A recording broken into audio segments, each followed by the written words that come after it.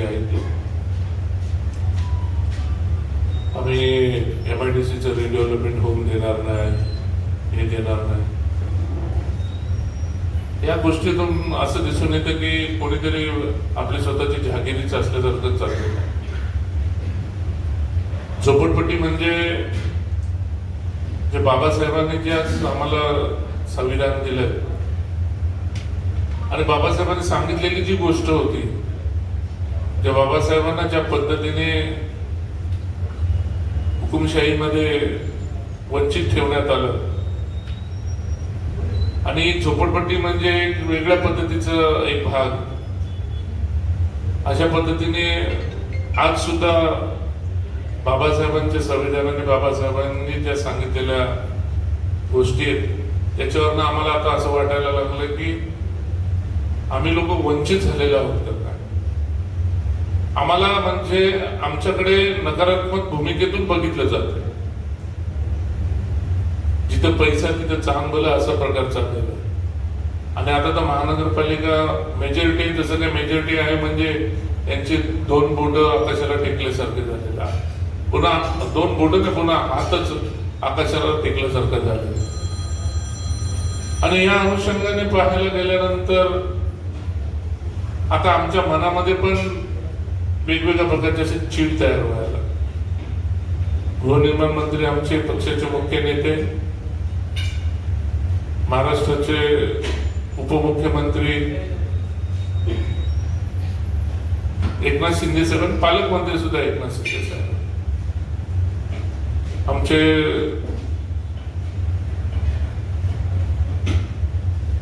या MIDCचे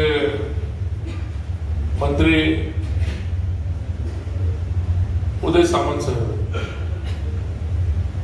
आता हे किती दिवस आपल्या लोकांना या झोपडपट्टीमध्ये राहायचं, झोपडपट्टीमध्ये हिंडवायचं, झोपडपट्टीचा त्रास सहन करायचा. 4 पिढ्या तिकडे गेले. म्हणजे 1 पिढी नाही, 2 पिढी नाही, 3 पिढी नाही, 4 पिढ्या या झोपडपट्टीमध्ये. म्हणजे झोपडपट्टी म्हणजे शहराची सेवा करणारी झोपडपट्टी. आज झोपडपट्टीमध्ये राहणारे उत्तर भारतीय, मराठी माणूस आहे, दलित वर्ग त्याच्यामध्ये जास्त आहे, बहुजन समाज आहे. म्हणजे झोपडपट्टी पाहण्याचा दृष्टिकोन या इथल्या नेत्यांचा फार वेगळा झाला. आणि आता इथं तर असं चालू झालं की झोपडपट्टीतील काही नगरसेवक मिटिंग घ्यायला लागले की आपण हिसारे लागू करून द्यायचं नाही, त्या ठिकाणी आपण विरोध करायचा, मोर्चा काढायचा. कुठल्या एका चॅनलला तर मी बघितलं की एका माजी आमदारांनी सांगितलं का आम्ही मोर्चा काढणार. मग आम्ही त्या घरामध्ये असंच गप्प बसणार. उद्या मोर्चाने इथं काढला, आम्ही मोर्चा आमच्या न्याय हक्कासाठी मंत्रालयावर मोर्चा काढू. शेवटी यांना जनाची नाही मनाची तरी वाटायला पाहिजे. सत्ता तुम्ही पण एका पक्षामध्ये आहात, ज्या पक्षाचा मुख्यमंत्री आहे, आणि त्या मुख्यमंत्र्यांच्या माध्यमातूनच काही गोष्टी या ठिकाणी झाल्या असतील, उपमुख्यमंत्र्यांच्या माध्यमातून काही गोष्टी इकडे झाल्या असतील. म्हणजे ही सरकारला चॅलेंज करणारी ही नवी मुंबई महानगरपालिका तयार झाली. मी काल परवाला 2-4 दिवसापूर्वी कुठेतरी मी एका चॅनलला बोललोय की भारतामध्ये असे 1-2-3 प्रदेश आहेत, काय बोलतात त्या प्रदेशांना, आपलं केंद्रशासित प्रदेश, म्हणजे दमन, दीव दमन असे काही एक केंद्रशासित प्रदेश आहेत. असे आता मला वाटतं की महाराष्ट्रामध्ये ही नवी मुंबई महानगरपालिका महाराष्ट्रामधील एक महाराष्ट्र शासित प्रदेश बनणार आहे, अशी पूर्णपणे मुवमेंट तसे चाललेली आहे. म्हणजे प्रत्येक गोष्टीमध्ये जे शासनाने दिलेले गाईडलाईन्स आहेत त्याला चॅलेंज करायचं, त्याच्या विरोधात जाऊन काम करायचं, त्यांच्या विरोधात जाऊन काही गोष्टी करायच्या. म्हणजे एक स्वतः सत्ताधीश बनण्याचं या ठिकाणचं एक नवी मुंबई स्वतःला स्वतःधीश बनवण्याचं असं एक वेगळं कार्यक्रम या ठिकाणी चाललेला आहे. या ठिकाणी मला कधी कधी असं वाईट वाटतं की आज त्यांना स्वतःला नाही, मी बोललो तसं जनाची नाही मनाची तरी वाटायला पाहिजे. या ठिकाणी बीजेपीचे आमदार आहेत आमच्या मंदाताई म्हात्रे, त्यांनी SRA लागू करावा म्हणून त्यांनी झोपडपट्टीवासियांची मीटिंग घेतली. त्या मीटिंगला आमच्या स्वतः पाटीलताई होत्या. म्हणजे एका ठिकाणी एक बीजेपीचे आमदार त्यांची भूमिका ही पॉझिटिव्ह चाललेली असताना काही लोक निगेटिव्ह चाललेले आहेत. निगेटिव्ह जाण्याचा हेतू काय, बोलण्याचा हेतू काय, हे बिल्डर धार्जने म्हणजे बिल्डरांच्या घशात घालायचं, झोपडपट्टी बिल्डरांच्या घशात घालून पैसे कमवण्याचं साधन. लाज लज्जा शरम प्रत्येक गोष्टीत वाटायला पाहिजे प्रत्येकाला. आज मला तुम्ही सांगा, आज नव्या मुंबईमध्ये शहरामध्ये ठिकठिकाणी रिडेव्हलपमेंट होत चालू झाले आहेत. ठिकठिकाणी रिडेव्हलपमेंट होत असताना हे बिल्डर कोणाच्या बापाचे आहेत? सॉरी, म्हणजे बिल्डर माझे मित्रच आहेत, पण हे बिल्डर कोणाच्या अधीन राहून कामं करतायत? म्हणजे तुम्ही शहरी भागाकडे देताना दुसरा न्याय, झोपडपट्टी भागाकडे बघताना दुसरा न्याय. जर तुम्हाला एवढीच खुमखुमी होती, सिडकोचेच घरं होते तिथे, पण सिडकोच्या जागा रिडेव्हलपमेंट होत होत्या. मग सिडकोच्या जागा जर रिडेव्हलपमेंट होणार होत्या आणि रिडेव्हलपमेंट होत होत्या, मग तेव्हा का नाही बोलले, तेव्हा का नाही अडवलं? तर हे संपूर्ण सिडकोच्या प्रॉपर्टी हे बिल्डरांच्या घशात घालून पैसे कमवण्याचं साधन झालं. अरे झोपडपट्टीकडे बघितल्या गेल्यानंतरच लगेच तुम्हाला झोपडपट्टी दिसली की लगेच पैसे कमवण्याचं साधन. या ठिकाणी उदय सामंत आमचे MIDCचे मंत्री आहेत. टोटली मला वाटतं की 90% जागा हा झोपडपट्टी भाग हा MIDC मध्ये येतो. गृहनिर्माण मंत्री पण शिंदे साहेब आहेत. या ठिकाणी पार्श्वभूमी पाहायला गेल्यानंतर आज आमच्याकडे शहरी भागामध्ये ऐरोलीचा जो भाग आहे, आमच्या ऐरोली नाकापासून पकडून सायनाथवाडी पर्यंत तिथं स्लम एरिया, त्याला पण तो फायदा होणार आहे. दुसरा स्लम एरिया त्याच्या पुढे आल्यानंतर अनिकेतच्या इथं नोसील नाका स्लम एरिया लागेल, त्यांना सुद्धा तिथं फायदा होणार आहे. एवढं बोलकोड्यामध्ये स्लम एरिया आहे, सिडकोच्या जागेत बांधलेल्या चाळी आहेत. द्वारकानाथ भोईर साहेबांच्या इथं त्या भागामध्ये तिथं बांधलेल्या चाळी आहेत, त्याला सुद्धा फायदा होणार आहे. आता काल परवा मंदाताईंनी म्हणजे पाटीलताईंच्या इथे घेतली ती संपूर्ण झोपडपट्टी एरिया, हा पूर्ण झोपडपट्टी एरिया सिडकोच्या याच्यामध्ये आहे. म्हणजे MIDCच नाही, तिथे सिडकोला सुद्धा त्याचा बेनिफिट होणार. आणि एवढं बोंबलून बोलता तुम्ही लोक, सांगता तुम्ही लोक बिल्डर दार्जिनेच काय नाही करायचं. अरे तुम्ही स्वतः बिल्डर बना ना, आम्ही कुठं बोलतो? विजय चौगुले तर नाही बिल्डर बनणार आहे.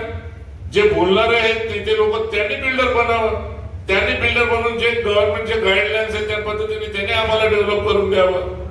आम्ही कुठं काय बोलतोय?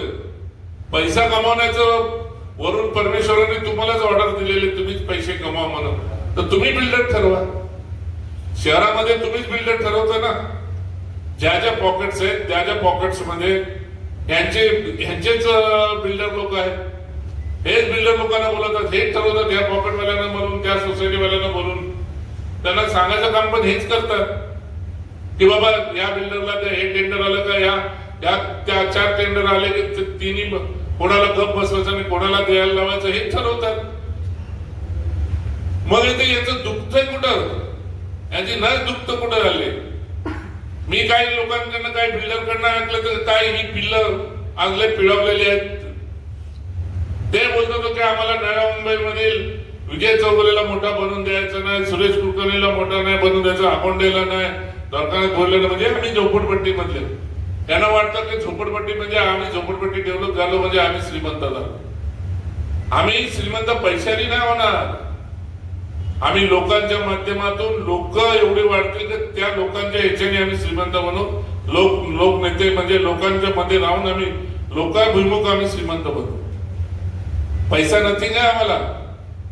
त्या झोपडपट्टीमध्ये एवढ्या दिवसात त्यांनी केलेलं नाहीये म्हणून आम्ही बसलो नाही. माझं म्हणणं एकच आहे, ही जी चाललेली आहे कोण बोलतो मोर्चा काढू, हे काढू, ते काढू. आम्ही पण हातामध्ये बांगड्या भरलेल्या नाही. मोर्चाला जसाच तसा मोर्चाच्या माध्यमातून मोर्चाला उत्तर देण्याची पण ताकद आम्ही ठेवलेली आहे. या ठिकाणी आम्ही ठरवलं की आम्हाला पण एसआरए नकोय. आम्हाला पण एसआरए आम्हाला नकोय, कारण एसआरए मध्ये 300 स्क्वेअर फूटची जागा मिळणार आहे आणि 2002चा सर्वे, त्याच्यानंतर त्याला 11चा ए मिळतो. बॉन्डिंग मिळते 11ची, आणि 11च्या मधील ज्यांना लोक असतील त्यांना 2.5 लाख रुपये घरासाठी भरा, म्हणजे 2000 नंतर पासूनचे जे 11चे त्यांना 2.5 लाख रुपये भरायला लागणार, अशी ही एसआरएची अशी सिस्टीम मध्ये. आज आता हे 2026 चालू आहे. दवाखान्यात गोयल साहेबांनी सांगितलं तसं आता 26 चालू आहे. तिथे घरं वाढली असतील, काही ठिकाणी जुनी घरं असे झालेली आहे की सर्वांनीच आपली घरं ज्यांच्या नावाने सर्वे आहे ती सर्वच लोक राहतात अशातला पण मुद्दाच नाहीये. काही लोकांनी जी सर्वे असलेली घरं, काही लोकांनी माझ्या नावाने सर्वे तर मी घर ताईला विकले, असं सुद्धा झालंय की ते सर्वे पावती ट्रान्सफर नाही झाले आणि टॅक्स पावती सुद्धा बंद केलेली आहे. झोपडपट्टीमध्ये टॅक्स पावती सुद्धा बंद आहे. म्हणजे परिस्थिती अशी होती की नंतरच्या लोकांचं काय होणार, म्हणजे 2011 झाले, मग 11च्या नंतरच्या लोकांचं काय, 11च्या नंतरच्या आज 26 आहे, म्हणजे जवळपास 15, म्हणजे हे मला वाटतं त्याच्यावरती 13 पर्यंत दिलेलं आहे ना टेंडरवरती, याच्या सर्वे 11 पर्यंत, म्हणजे परत 26 पर्यंतच्या लोकांचं काय होणार आहे. म्हणून आमच्या सर्वांची मागणी, आम्ही सर्व नगरसेवक आम्ही इथं बसलेलो आहोत, आमची सर्वांची मागणी ही आहे की ठाण्यामध्ये जसं क्लस्टर लागू केलाय तसा क्लस्टर नव्या मुंबईमध्ये सुद्धा लागू करावा. त्याच्याने आम्हाला फायदे काय मिळणार आहेत? क्लस्टरच्या माध्यमातून आम्हाला एक फायदा मिळणार आहे.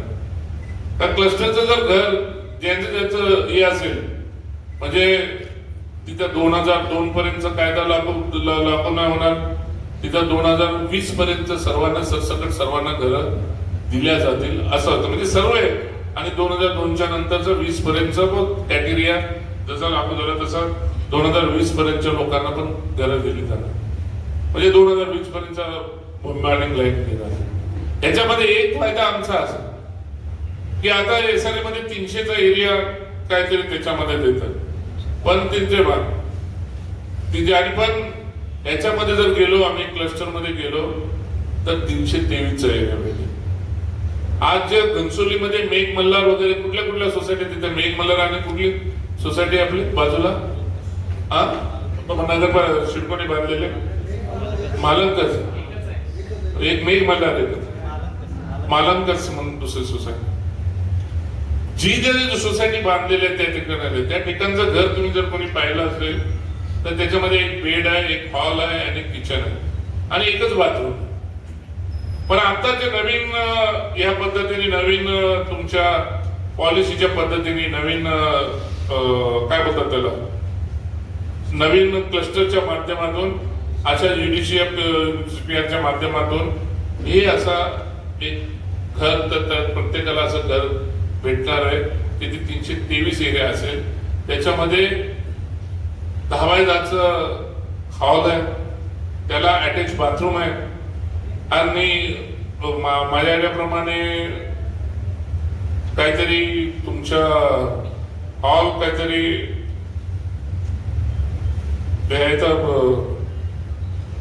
9 बाय काहीतरी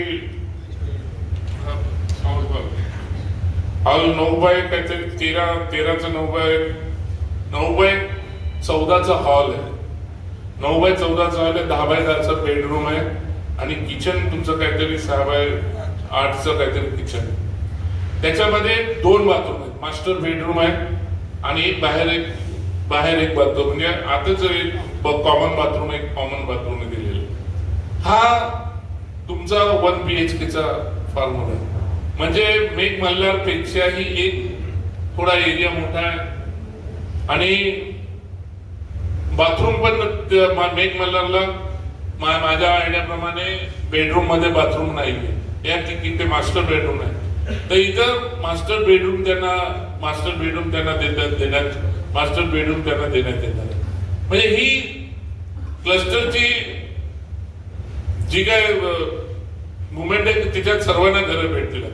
जर 323चं जे 323चं घर कोणाला भेटणार आहे स्क्वेअर फूटचं? ज्याचं 50 स्क्वेअर फूटचं घर असेल, कोणाचं 100चं असेल, कोणाचं 150 असेल, कोणाचं 200 असेल, तरी त्यांना कंपल्सरी 323 कार्पेट म्हणजे जवळपास 450 पावणे 500च्या आसपास बिल्डअप एरिया, तर तेवढा त्यांना एक बेड हॉल किचन म्हणजे इथं जर रेग्युलर जो bed hall kitchen 1 bed hall kitchen चालतो मार्केटमध्ये तशा पद्धतीने त्यांना प्रत्येकाला भेटेल. याच्यामध्ये दुसरा सुद्धा फायदा असा आहे, जर माझं घर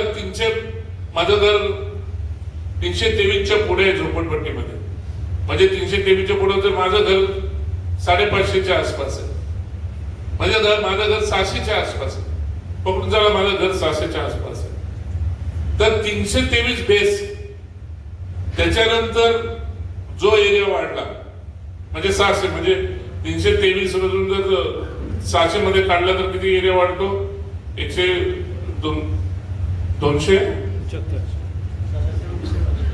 267 एरिया वाढतो. 267 एरिया वाढतो. मग त्या 267 जो एरिया वाढतो त्याला कन्स्ट्रक्शन रेट लागून तो चार्ज गृहीत द्यायला पाहिजे. मी काय बोलले तुमच्या ध्यानात येते ना, बेस म्हणजे 50 फुटाचा असो, 100 फुटाचा असो, 150 फुटाचा असो किंवा 200 फुटाचा असो, त्याला 323 हे कंपल्सरी. पण त्याच झोपडपट्टीमध्ये जर कोणाचं एखाद्याचं 600 फुटाचं घर आहे, 500 फुटाचं आहे, 550चं आहे, 600चं आहे, त्याला सुद्धा असं रस्त्यावर नाही आणण्याचं. त्याचं मोठं आहे, तो एवढ्या दिवसापासून राहतोय, 2000 अगोदरपासून त्याची सर्व पावती आहे, त्याला सर्व काही गोष्टी येतात, तर त्याला त्या बेस प्राइस वरती त्याला सुद्धा त्या ठिकाणी तेवढं म्हणजे किती कन्स्ट्रक्शन, आज कन्स्ट्रक्शनचा रेट चांगलं कन्स्ट्रक्शन करायला गेलं टावरला तर 3,000 3,500 म्हणजे उद्या 100 फुटाचे किती 30,000 रुपये भरायला, 200 फुटाचे 60,000 भरायला. पण तो त्याचा एक फायदा होता म्हणजे त्याचा. आणि जर समजा 600च्या वरती असेल कोणाचं घर, 900चं असेल झोपडपट्टीत तर असे किंचित असणार, पण त्यांना पण रस्त्यावर नाही येऊ देत. जर कोणाचं जर असेल 900 एरिया आहे कोणाचं, मी बघून चाललो 900 एरिया ज्याचा आहे, 900 एरिया, आता जर 900 एरिया ज्याचा असेल मग त्याला 538 हा बेस राहील का, 323 हा पकडला नाही जाणार. जे 538 हा कन्स्ट्रक्शन पर्यंत आहे आणि 538च्या वरती जो एरिया राहील म्हणजे आता 900 झाला, 538च्या वरती 900 पकडला तर एरिया किती होता आणि तो एरिया वाढतो 450च्या आसपास तो एरिया वाढतो. मग त्या 450ला रेडी रेकनर चार्जेस लागेल. कुठला चार्जेस लागेल? Ready reckoner. हा असा क्लस्टरचा फॉर्म्युला आहे. या फॉर्म्युल्याला आता सर्व काही गोष्टी 25% जमिनीच्या हे आणि त्या 10% बाजार मूल्य असे म्हणजे असे वेगवेगळे त्याच्यामध्ये आहे. पण आम्हाला ह्याच्यामध्ये आम्हाला पूर्णपणे आम्हाला फायदाच होणार. आम्हाला घरं मोठी मिळतील. आणि कोणी दुसरा एक मुद्दा महत्वाचा मुद्दा आहे आमच्या झोपडपट्टीमध्ये, घरं 1+1 आहेत. घरं 1+1 घर आहे. आता कोणी बांधलेलं आहे. तर सुरेश कुलकर्णी खालच्या रूम मध्ये राहतो, वरच्या रूम मध्ये मुलगा राहतो. जर त्याचे वरचे पुरावे वेगळे असतील, वरच्या रूमचे पुरावे वेगळे असतील तर त्याला सुद्धा हक्काने घर मिळेल. मग त्याचं वरचं लाईट बिल वेगळं, त्याचं टॅक्स मध्ये तर झोपडपट्टीत बंद आहे. मग त्याचं मतदार यादीतलं नाव असेल, रेशन कार्ड त्याचं वेगळं असेल, तर तशा पद्धतीने आम्ही त्याला सुद्धा वरच्या लोकांना सुद्धा क्लस्टर मध्ये द्यायला लावणार. हे क्लस्टर मध्ये द्यायला लावण्याचं म्हणजे आणि दुकान, काही लोकांचे आता दुकान आहे, दुकानवाल्याला पण 180 पर्यंत दुकान पण त्यांना भेटायला पाहिजे अशी आमची पूर्णपणे. आणि हे सर्व क्लस्टरच्या माध्यमातून होणार नाही होणाऱ्या काही गोष्टी नाहीये. या सर्व क्लस्टरच्या माध्यमातून ठाण्याला या सर्व गोष्टी भेटतात, ठाण्याला या सर्व गोष्टी दिल्या जात आहेत. म्हणून आम्ही ह्या याच्यामध्ये आता एक व्यावसायिक याच्यामध्ये बघायला गेलात तर तुम्हाला 180 स्क्वेअर फूट ते 430 स्क्वेअर फुटापर्यंत येतं. म्हणजे 430 पर्यंत गेलं तर तुम्हाला जे बांधकामाला जे लागू असलेलं शुल्क आहे ते कमर्शियलला सुद्धा लागू राहणार. कारण झोपडपट्टी ही जर आपण समोर नजरेसमोर आणलं तर प्रत्येकाची झोपडपट्टीची एरिया ही 150च्या आतमध्ये 200च्या आतमध्ये ही असेल, त्याला तर 323 मिळणारच. आणि असे एखादं दुसरं कुठलं मोठं घर असेल तर त्याला सुद्धा तेवढं भेटणार. म्हणजे ज्याचं जेवढं घर तेवढं त्याला जागा ही क्लस्टरच्या माध्यमातून कुठल्याही परिस्थितीमधून भेटणार आहे. आता हे आम्ही याचा विचार करतो आणि तुम्हाला आता हे सांगतो, आज माझ्यासमोर आता डिग्याचा मी नगरसेवक झालेलो आहे. डिग्याच्या नगरसेवकाच्या डिग्यामध्ये अनाधिकृत बिल्डिंग उभे आहेत, 3 मजली 4 मजली बिल्डिंग उभे आहेत. त्यांना सुद्धा या क्लस्टर मध्ये घेऊन ज्याची जेवढी जागा आहे, म्हणजे मी तुम्हाला बोलत नाही की त्याची जागा कमी करायची जागा, ज्याची जेवढी जागा आहे त्याचं जेवढं स्क्वेअर 1 बेड ऑन किचन आहे 2 बेड ऑन किचन आहे त्या सर्वाला जैसे थे बोलतात आपण, ज्यांची जशी जागा असेल तेवढी जागा त्या डिग्यातल्या सर्व लोकांना सुद्धा भेटेल आणि त्यांचा अनधिकृतचा जो ठप्पा आहे त्यांच्यावरती पडलेला तो पण निघून जाईल, कोर्टाचे केस पण निघून जातील आणि त्यांना सुद्धा हक्काची गरज होती. ही अशी आमची क्लस्टरच्या माध्यमातून आमची पूर्णपणे हे आमचे मुवमेंट चालले. आणि यासाठी आम्ही माननीय उपमुख्यमंत्री एकनाथजी शिंदे साहेब गृहनिर्माण मंत्री आहेत, त्यांना आम्ही या सर्व गोष्टीची कल्पना दिलेली आणि त्या पद्धतीने त्यांनी सुद्धा आम्हाला पॉझिटिव्ह ओपिनियन दिलेले.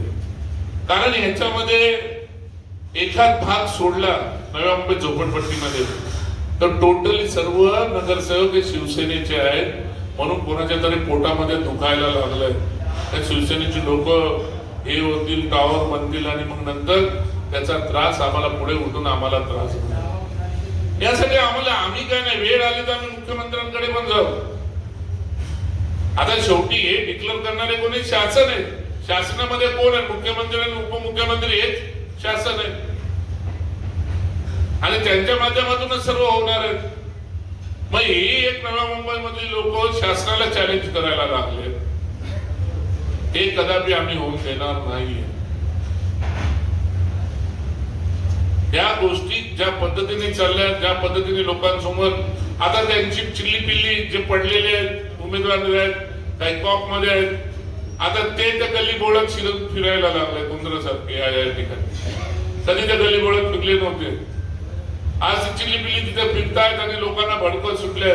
तुम्हाला 300 एरिया देणार, तुम्हाला इकडनं काढणार, खारघरला पाठवणार, तुम्हाला इकडे हे करणार, तिकडे ते करणार, आपण मोर्चा काढू, आपण हे करू ते करू. आज लोकांना पाहिजे अनलिगल यायचं तर लिगल व्हायचं हे फार त्यांचं महत्वाचं आहे. आणि लिगली करण्यासाठी आम्ही आणि सर्वात महत्वाचा विषय तुम्हाला सांगायचा राहिला, त्या ठिकाणी हे जे रिडेव्हलपमेंट होणार म्हणजे झोपडपट्टी SRA क्लस्टर होणार तर कुठलीही झोपडपट्टी खाली केली जाणार. म्हणजे मी राहतो तिथे या झोपडपट्टीमध्ये, समजा जर हा पूर्ण झोपडपट्टीचा भाग आहे तर पूर्णपणे तर एखादा कोपरा खाली केला जाणार आणि एखादा कोपरा जर खाली असेल तर तिथं पहिली बिल्डिंग उभी केली जाणार. पहिले बिल्डिंग उभी केली जाणार, त्यांना घर देणार आणि मगच झोपडपट्टी खाली केली जाणार. ते पण त्यांना त्यांच्या एरियामध्येच, त्यांच्या एरियाच्या बाहेर नाही. आता कोणतरी डिग्याला आम सांगतात की चौगुले साहेब डिग्यावाल्याला चिंचपाड्यात घर देणार. आता मला काय गरज पडले? डिग्यावाल्याला डिग्यामध्येच भेटणार. थोडाफार इकडे तिकडे होऊ शकतो, 100-200 फूट, 300-400 फूट, 500 फूट असं इकडे तिकडे होऊ शकतो, पण डिग्यावाल्यांना डिग्यामध्येच भेटणार. आज दिघा रेल्वे स्टेशन आहे, त्याच्या समोरचा भाग तुम्ही बघताय. आज दिघा रेल्वे स्टेशनच आहे. बाकीच्या आजूबाजूचा पार्किंग एरिया वगैरे डेव्हलप झालाय का? नाही झालं. तिथं झोपडपट्टी आहे. म्हणजे थोडंफार इकडे तिकडे सरकवलं जाईल. पण पहिल्यांदा जो क्लस्टर मध्ये जे ठाण्यामध्ये झाले की पहिले झोपड्या रेडी, मग झोपड्या झाल्यानंतर त्याच्यामध्ये घर लोकांना देऊन बाकीचं ते शासन ठरवेल. ते शासनाचं धोरण तसं आहे क्लस्टरचं. म्हणून आम्ही सर्वजण परत एकदा साहेबांना भेटणार, शिंदे साहेबांना वेळ आहे तर शिंदे साहेबांच्या माध्यमातून जाऊन आम्ही रिक्वेस्ट आम्ही सीएम साहेबांना पण करू. उदय सामंत आमच्या बरोबर नाही, पण कुठल्याही परिस्थितीमध्ये हा एरिया डेव्हलप होताना नवी मुंबई महानगरपालिकेचा तिथं अंश सुद्धा नको आमची अशी भावना. हे करावं तर हे शासनाने करावं आणि शासनाने कुठल्याही पद्धतीने करावं. मग त्याने कुठली ऑपरेशन त्याच्यासाठी त्यांनी हे करावं. मग ती MIDC असेल, MMRD असेल, सिडको असेल, याच्या माध्यमातून करावे. कारण आम्हाला नगरपालिकेवरती त्या गोष्टीचा नगरपालिका काय करणार आहे. आडवले बुतवले बनवले तुम्हाला माहित असेल त्याची काय परिस्थिती. जाऊन बघा ती बिल्डिंग, बघा ती आडवले बुतवलीच ना. तो आडवले बुतवली नाही, श्रमिक नगरला एक नगर वसलं, जाऊन तिथं बघा. ज्या तिथल्या लोकांना घरं दिली तिथंच बाजूला त्यांना झोपड्या पण बांधून दिली. ही परिस्थिती आहे. आणि जर कुठं शासन चांगलं करत असेल आणि शासन याला मानेल, आम्हाला शासनाला काय, आम्हाला क्लस्टर हा चालूच आहे. कोण बोलतो आम्ही 500 देऊ ना, आम्ही असं करू ना, आम्ही तसं करत दे ना बाबा.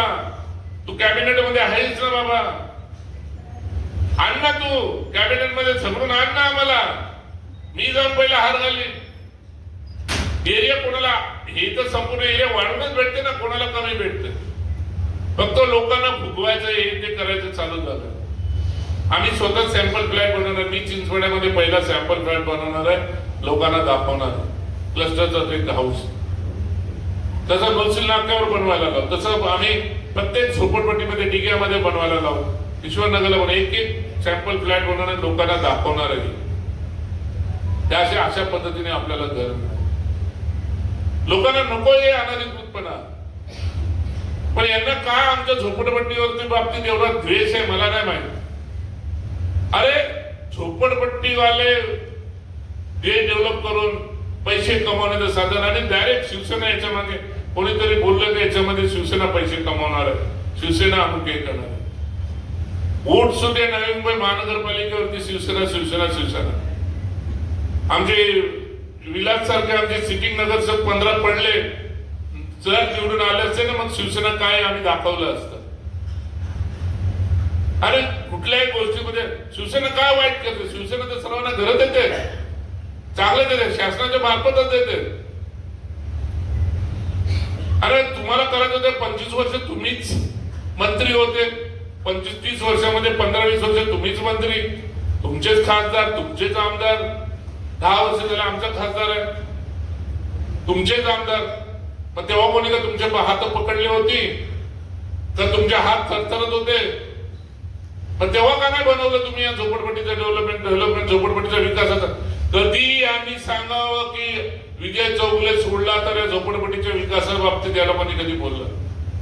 मी उपोषणाला बसलो, मी चिंचपाड्यात SRA चालू केलं. यांना उठसूट कॉलनी बाग. आजकाल तर सर्व कॉलनी बागाचे टेंडर कोण घेते, कोणाच्या मार्फत टेंडर दिले जातात हे मी सांगायची गरज नाही. तुम्हाला कॉलनीतलं रिडेव्हलपमेंट चालते, सिडकोचं रिडेव्हलपमेंट चालतं, सिडको एरियाचं, आणि इकडे झोपडपट्टी चालत नाही. कदापि आम्ही तसं होऊन देणार नाही. मंदाताईंच्या पण बरोबरीने आम्ही आहोत. मंदाताईंच्या शासन शेवटी आम्ही क्लस्टरची मागणी करतोय आणि 100% आम्ही मागणी करणार आहोत. पण शेवटी शासन जे ठरवणार ते ठराव. आणि याच्यामध्ये झोपडपट्टीमध्ये कुठेही नाही राहणार आहे. जिथे धार्मिक स्थळ आहेत ती धार्मिक स्थळं मिळतील आम्हाला, मैदान मिळेल आम्हाला, सर्व काही नियोजनबद्ध सर्व झोपडपट्टी डेव्हलप होतील. आज काही ठिकाणी मैदान नाही, काही ठिकाणी शाळा नाही. ह्या सर्व गोष्टी एकत्रितपणे केल्या जाईल आणि एकत्रितपणे होऊन आमचा डेव्हलप होईल. आमची विनंती आहे गणपती बाप्पाला विनंती. गणेश बोलत आहोत, गणपती बाप्पाला बोलतो आम्ही बाबा पाया पडतो बाबा, आमची बाबा आता तरी पाव असा आम्हाला बोलायला लागणार आहे. काल परवा आमच्या त्या सभागृहामध्ये झालं होतं काहीतरी विषय. दवाखान्यात गोविंद साहेबांनी का शिवराम पाटलांनी तो विषय घेतला होता की सर्व तसबिरे लावलेत पण त्यांचे पाय काढून टाकलेले. ज्येष्ठ सर्व मोठे आपल्या यांचे भारतातील सर्वांचे बाबासाहेब आंबेडकरांपासून नेहरूंपासून सर्व पाय काढून ठेवून दिले त्यांचे तैलचित्राला. आणि पाय पकडायला पण आम्हाला सभागृहात कोणाचे पाय पकडायला पण त्यांनी जागा ठेवलेली नाही. तसं इथं नको आम्हाला व्हायला. आणि आम्ही सांगतो की बिल्डर पण त्यांनीच ठरवावं, आम्हाला नको बिल्डर, आम्हाला घर पाहिजे घर. ते कुठल्या तरी नाटकामधले सारखी परिस्थिती आमची व्हायला लागली आहे. कोणी घर देतं का घर, कोणी घर देतं का घर, अशी परिस्थिती आमची व्हायला लागलेली आहे. ते कुठल्या नाटकातलं आहे? नटसम्राट मधले. या नटसम्राटामधले आता आमचं म्हणणं हेच आहे की आम्ही नटसम्राट नाटकासारखी आमची स्थिती व्हायला लागली. कोणी घर देतं का घर, कोणी घर देतं का घर. मी बोललो मोठे मन दाखवावं. आणि नटसम्राटामधले घर मागत होतं, यांनी सम्राट बनावं आणि आम्हाला पाहून आम्हाला घर द्यावं, हे अशी मी हे करतोय.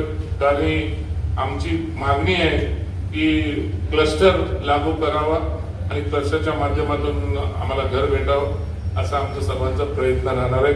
शेवटी शासन ठरवेल, त्याच्या पुढे आम्ही जाणार नाही. आपल्याला कोणाला काय बोलत